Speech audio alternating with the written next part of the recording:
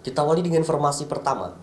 Saudara, dalam rilis akhir tahun 2020, Polda Aceh mencatat kenaikan jumlah kasus narkoba yang ditangani oleh Ditres Narkoba Polda Aceh. Jika dibandingkan dengan tahun 2019, jumlah kasus narkoba yang berhasil diungkap ini meningkat hingga 200% lebih.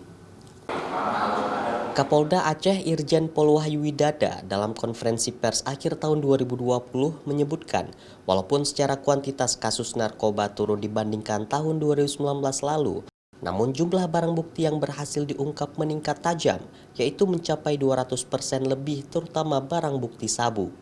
Tahun 2019 lalu, jumlah narkotika jenis sabu-sabu yang berhasil diungkap sebanyak 92 kg lebih, sedangkan tahun 2020 sebanyak 469 kg lebih. Kapolda mengapresiasi jajaran Ditreskrimsus Polda Aceh atas hasil pengungkapan kasus. Namun di sisi lain menyesalkan tindakan yang dilakukan oleh para tersangka pemilik maupun bandar narkoba karena merusak generasi muda bangsa. Ada 486 kg yang bisa kita ungkap sabu dan 138.000 butir ekstasi.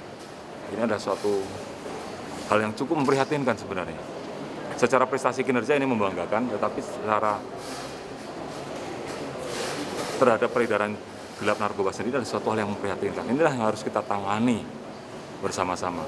Oleh karena itu, mohon rekan-rekan sekalian untuk selalu bahu-membahu bersama-sama dengan kita untuk bisa mengurangi dan menghilangkan peredaran gelap narkoba ini. Selain kasus sabu-sabu yang meningkat tajam di tahun 2020, jenis narkotika lain yang berhasil ditangkap selama 2020 adalah pil ekstasi. Tahun 2020 berjumlah 138.000 lebih, sedangkan 2019 hanya 4.000 butir lebih.